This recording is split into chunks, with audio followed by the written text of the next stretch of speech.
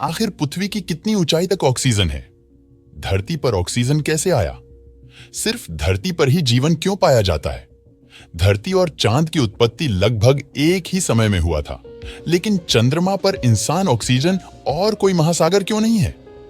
प्रकृति ने सिर्फ पृथ्वी ग्रह को ही क्यों चुना? दोस्तों, इस धरती के बहुत से ऐसे सवाल हैं जिनको हर कोई जानना चाहता है।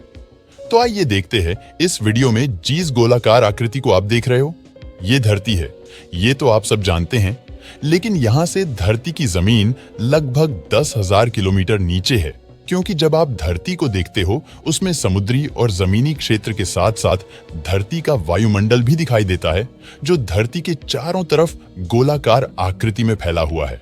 हालांकि ये वायुमंडल एक नहीं बल्कि कई वायुमंडल की परतों से मिलकर बना है, जो धरती को हर तरफ से सुरक्षा प्रदान करता है।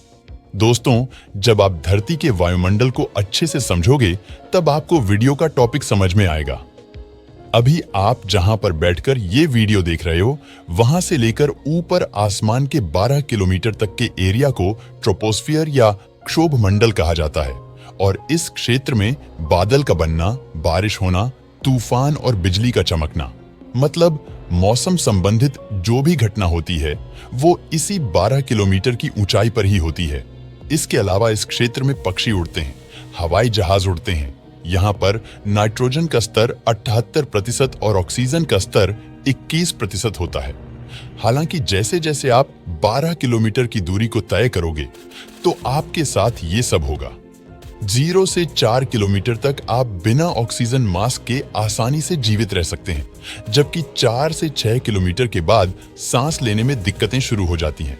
इसके बाद 8 किलोमीटर से ऊपर यानी डेड जोन में बिना ऑक्सीजन मास्क के आपकी 10 से 30 मिनट में मौत हो सकती है, जबकि 12 किलोमीटर पर 2 मिनट में मृत्यु निश्चित है।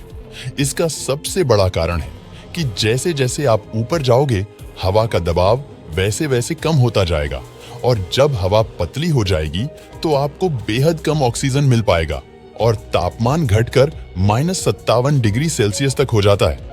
और तापमान गिरने की वजह से ऑक्सीजन मिलने में और कठिनाई होती है। 12 किलोमीटर से 50 किलोमीटर ऊपर जाने पर हमें स्ट्रेटोस्फियर नामक परत मिलती है, जिसे हम समताप मंडल कहते हैं। इसी मंडल में ओजोन परत होती है, और इसी परत की वजह से हम सूर्य से निकलने वाले रेडिएशन से बचते हैं। इसके अलावा इस परत में जेट विमान भी उड़ते हैं।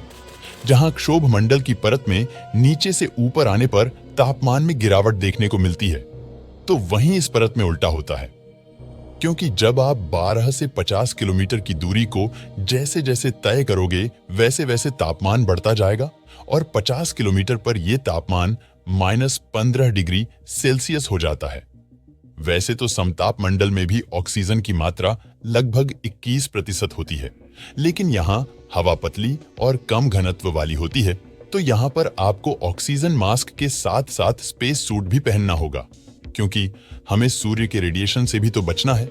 जब आप 50 से 85 किलोमीटर ऊपर जाते हैं, तो आपको मेसोस्फियर यानी मध्य मंडल देखने को मिलेगा। ये परत धरती के लिए रक्षा कवच के तौर पर काम करती है, क्योंकि जब अंतरिक्ष से छोटे छोटे पत्थर, जिनको हम मेटियोरॉइड कहते हैं, ये जब धरती के वायुमंडल में प्रवेश करते हैं, तो ये परत उसको जलाकर खाक कर देती है। आपने कभी कभी आसमान में इस तरह की रोशनी को देखा होगा। ये यही मेटियोरॉइड होते हैं, और इस परत का तापमान -90 डिग्री सेल्सियस तक गिर जाता है। इस मंडल में ऑक्सीजन का स्तर तो 21% होता है, लेकिन हवा बेहद ही पतली होती है, जिससे आप बिना ऑक्सीजन मास्क के 1 मिनट भी जिंदा नहीं रह पाओगे।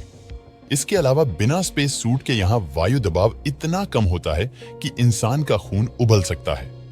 जब आप 85 किलोमीटर से 600 किलोमीटर ऊपर जाते हैं, तो आपको थर्मोस्फियर यानी ताप मंडल देखने को मिलता है। यह एक अत्यधिक गर्म, ऊर्जावान और रहस्यमयी परत है, जहां कई महत्वपूर्ण घटनाएं घटती हैं। थर्मोस्फियर में सूरज की पराबैंगनी किरणें और एक्स-रे किरणें सीधे हवा के अणुओं से टकराती हैं। इस वजह से यहाँ का तापमान 1500 डिग्री सेल्सियस से 2500 डिग्री सेल्सियस तक पहुंच जाता है। लेकिन चौंकाने वाली बात यह है कि अगर हम यहाँ खड़े हों, तो हमें यह गर्मी महसूस नहीं होगी, क्योंकि यहाँ हवा इतनी पतली होती है कि गर्मी ट्रांसफर नहीं हो पाती। यहाँ पर भी ऑक्सीजन की मात्रा 21% ही होती है, लेकिन हवा का दबाव बेहद ही कम होता है, जिससे ऑक्सीजन के कण दूर दूर होते हैं। बिना ऑक्सीजन मास्क के आप यहाँ 1 मिनट भी जिंदा नहीं रह सकते। हाँ, स्पेस सूट पहनकर कुछ समय तक आप जिंदा रह सकते हैं, लेकिन तभी तक जब तक कोई सैटेलाइट और स्पेस स्टेशन आपसे ना टकराए। मुख्य रूप से धरती के 100 किलोमीटर से ऊपर जाने पर उसे अंतरिक्ष की शुरुआत कहा जाता है। और यहाँ पर इंटरनेशनल स्पेस स्टेशन उड़ रहा है। जब हम 600 किलोमीटर से 10,000 किलोमीटर तक ऊपर जाते हैं तो हमें धरती के वायुमंडल की सबसे लास्ट परत देखने को मिलती है, जिसे एक्सोस्फीयर यानी बाहरी मंडल के नाम से जाना जाता है।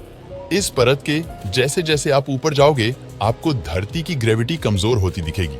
मतलब अंतरिक्ष और धरती के बीच की ये अकेली परत है जो बेहद पतली है। यहाँ पर ऑक्सीजन नाम मात्र का होता है और तापमान बेहद ज्यादा है।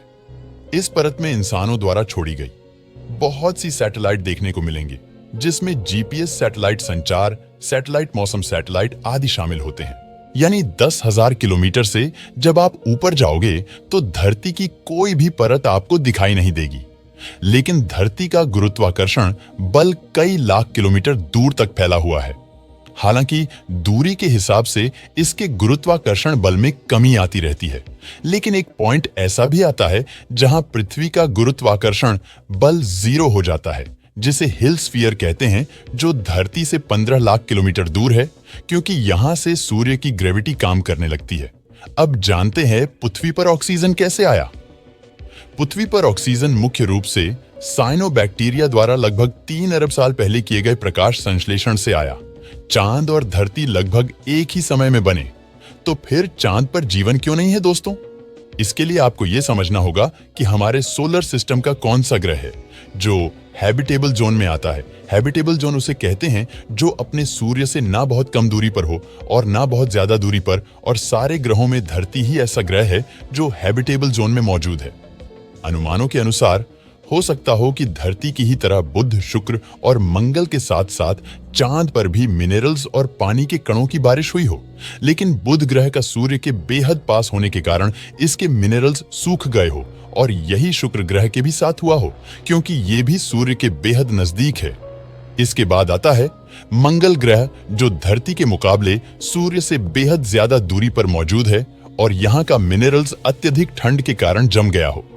उसके बाद तो बाकी गैसीय प्लेनेट है।